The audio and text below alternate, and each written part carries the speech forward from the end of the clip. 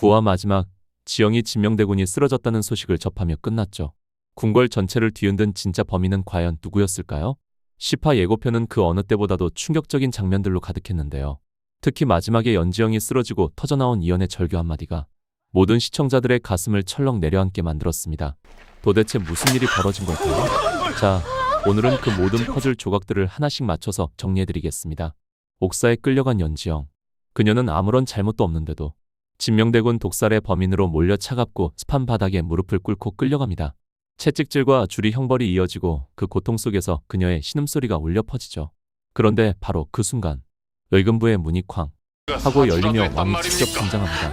피범벅이 된 연지영을 본 이연은 더 이상 참지 못하고 목이 터져라 외칩니다. 허면 제가 사주라도 했단 말입니까?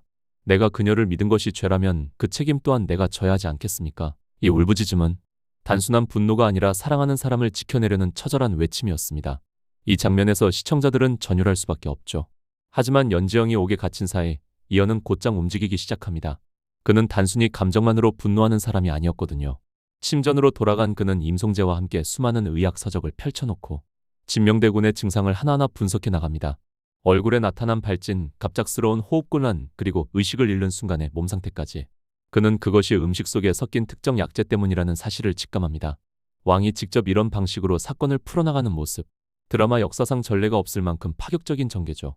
단순한 권력 싸움이 아니라 증거와 논리로 사건을 해결하려는 모습이 등장하는 거예요.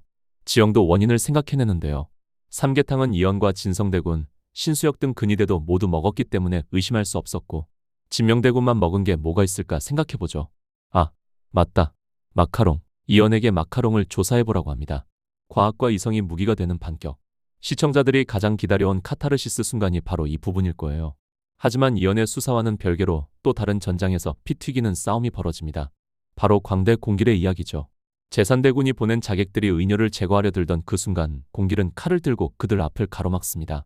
화려한 칼춤처럼 휘날리는 그의 권법, 한밤의 달빛을 가르며 튀는 불꽃 같은 전투 장면이 펼쳐집니다. 결국 이연의 군사들이 들이닥쳐 현장은 제압되고 의녀는 살아남습니다. 그녀는 왕 앞에 끌려와 마침내 모든 것을 실토하죠. 마카롱 반죽에 약재를 넣으라 하신 분은 강목주 마마이십니다. 이 한마디는 궁궐 전체를 뒤흔들 만큼 큰 파장을 일으킵니다. 그토록 교활하게 숨어있던 진짜 범인의 정체가 드러난 순간이거든요. 의녀가 살아남았다는 소식은 제산대군에게 날벼락처럼 떨어집니다. 그는 곧장 강목주를 불러내어 냉혹하게 말하죠. 이제 너라도 버려야겠다. 내가 짐이 될 뿐이다. 결국 권력의 중심에 서 있던 강목주조차 이용 가치가 사라지자 가차없이 버려지는 거예요. 충격을 받은 강목주는 몰래 옥으로 갑니다. 살짝 비치는 공길이 가지고 있던 비녀 은장도 강목주가 지영의 옥에서 나오는 모습이 잡히고 지영은 쓰러집니다. 급히 보고받은 이연이 뛰어오며 오열하고 다행히 추월상공이 칼에 독을 바르지 않아 무사히 깨어납니다. 추월상공이 제산대군과 강목주의 대화를 듣고 자신이 버림받았음을 깨달아 살 길을 마련한 거였죠. 이제는 모든 것을 뒤집어 엎을 결심을 한 추월상공. 그녀는 이연을 찾아가 무릎을 꿇습니다. 그리고 떨리는 목소리로 말하죠. 전하, 모든 일에 배우는 강목주가 아니라 제산대군이옵니다. 그녀가 내민 것은 바로 제산대군의 영모 증거가 적힌 밀서. 수년 동안 준비해온 군사 동원 계획과 사병 명단이 적힌 그 문서는 곧바로 왕의 손에 쥐어집니다. 이제 칼자루는 완전히 이연의 손으로 넘어온 거죠. 사건은 단순한 독살 음모를 넘어서 조선의 왕권 자체를 뒤흔드는 거대한 역모로 확장되는 순간이었습니다. 모든 폭풍이 지나간 고요한 밤, 드디어 연지영은 옥에서 풀려나옵니다. 그녀의 얼굴에는 여전히 고통의 흔적이 남아있었지만 눈빛만큼은 꺾이지 않았어요. 그런데 그 앞을 막아선 이연. 그는 아무 말 없이 조용히 그녀의 손에 작은 반지를 끼워줍니다. 그리고 담담하지만 진심 어린 목소리로 속삭이죠.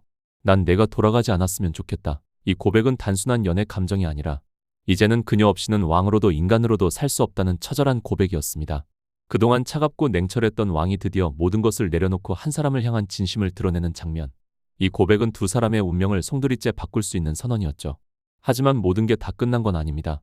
예고편 마지막, 이연의 절규가 다시 궁궐을 뒤흔들거든요. 안 돼. 그 울부짖음은 단순히 사랑을 잃는 두려움일까요? 아니면 또 다른 비극적 진실을 향한 외침일까요? 원작에서는 연지영이 죽지 않았지만 드라마는 언제든 다른 길을 택할 수 있죠. 그렇기에 시청자들은 지금 그 한마디에 온갖 추측을 쏟아내고 있는 거예요. 마카롱 속에 숨겨진 음모, 그리고 궁궐을 뒤흔든 진짜 범인.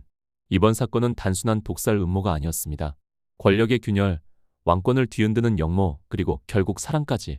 모든 것이 얽히고 설킨 이 거대한 소용돌이 속에서 연지영과 이현은 어떤 선택을 하게 될까요? 폭군의 셰프 다음화 그 모든 진실이 밝혀질 순간을 함께 기다려봅시다.